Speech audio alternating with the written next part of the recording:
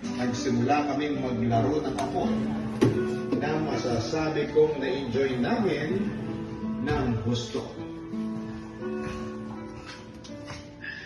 Paano? Wala na ako. Sandali. Bakit? Ano bakit? Aalis ka na agad? Hindi ka ba matutulog muna? Hindi na. Sa bahay na lang namin. Baka kasi hanapin ako ni Tia Maring eh. Alam ng araw ng sweldo ko.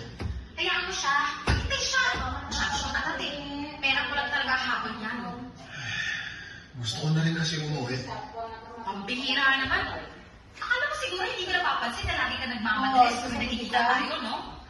Nung una, pinabayaan na kita. Kaso namimihasa ka eh. Matapos mo akong gawin parusan eh. Basta-basta mo na lang ako iiwan. Bakit ba? May dapat pa ba tayong gawin ng puntahan pagkatapos? Wala. Pero, dati-dati hindi ka naman nagmamadaling umuwi. Yung totoo, may ibang pa bang babaeng kinikita, ha? Aminin mo na. Wala. Wala raw. Pero narinig ko kanina may pangalan kang binanggit. Ano ba yun? May sabi mo ano eh? Katrina? Sino si Katrina, ha? Wala ka nang pakialam dun. Sumumit na to. Masyado ka kasing matanong eh. Hindi ka naman ganyan dati ah.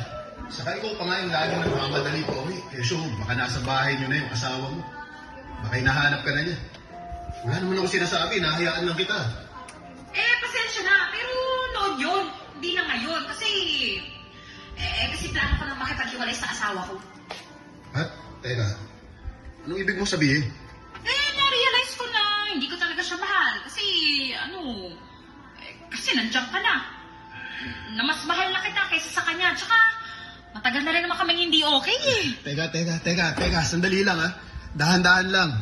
Ang dami mo nang sinasabi eh. Anong marami? Ang punto ko lang naman doon, mas mahal na kita. Pero wala sa usapan natin na mahalin natin ang isa't isa, di ba? Nagkasundo tayo na magpapalipas sa oras lang tayo. Magpapainit ng katawan pag magkasama, tapos na. Yun na yun. Walang kahit na ano, di ba? Oo nga. Hindi ko napigilan eh. Ano magagawa ko? Pigilan mo pa rin. Para naman tanga to. Ano yun? Katulad ng pag nababanyo ka. Pwede mo bang pigilan yun? Ganon? Bahala ka pero ayoko. Hindi kita mahal. Bakit?